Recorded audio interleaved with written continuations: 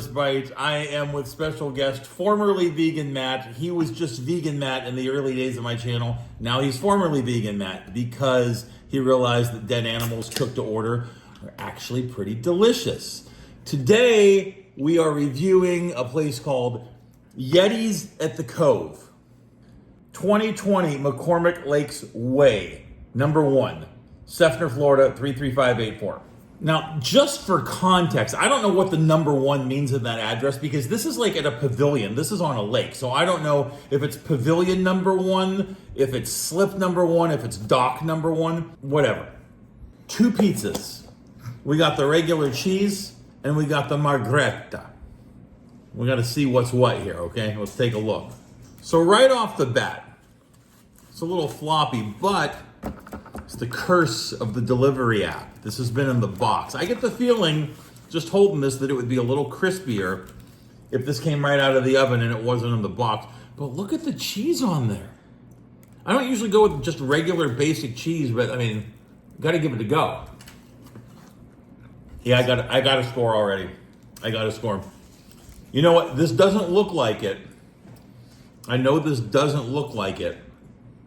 But this tastes almost exactly like a certain place in Youngstown. And I was kind of hoping that it was going to get that vibe. But this tastes... It tastes like that place in Youngstown. That is what it tastes like, with some minor variations. That tastes so northern style. 100%. I think I could sit here and hammer this all day. But I think just to round it out, we have to try the margherita before we give a score. Cheap pizza and expensive scotch. Love the dichotomy. I don't know why, but I expected this to look slightly different. The margherita is not vastly different from the basic cheese. It's not vastly different, but there's enough of a difference. Like, it's not 2 completely different pizzas. It's like they took that cheese foundation, the one we just tried, and built on it with this one. For pizza, I don't usually go 2 decimal places. I only do that for burgers. But this pizza, because it has such a Youngstown vibe, but yet it's so different, and it's sort of its own Florida style kind of thing. What are you thinking score-wise? For the cheese, I would probably say a hard 8-1. The margherita, a solid 8-3. I don't think he's far from the truth, honestly. I don't think he's far from the truth.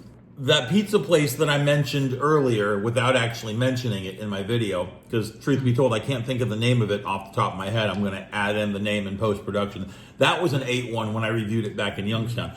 This pizza, I can't in good conscience go a full point better than a Youngstown pizza. So it's an 8.5. That's where I'm at with the cheese pizza. The margherita, 8.2. I don't think it gets much better than this within an hour, 2-3 hour drive. No, you're right.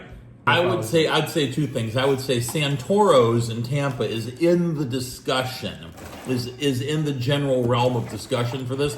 Other than that, you're not going to get anything this good unless you go 8 hours up the East Coast and go to Myrtle Beach and go to River Oaks Pizza. That's and then from there you're on up into Youngstown, you're on up into New Haven, Connecticut, you're up into the the tomato pies and things like that in New Jersey. And it's time to wrap this because I want to finish eating. So deuces.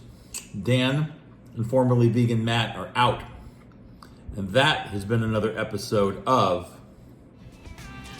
First Bite!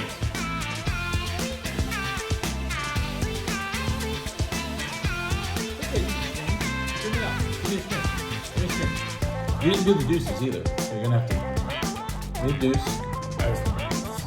You're not gonna scream First Bite.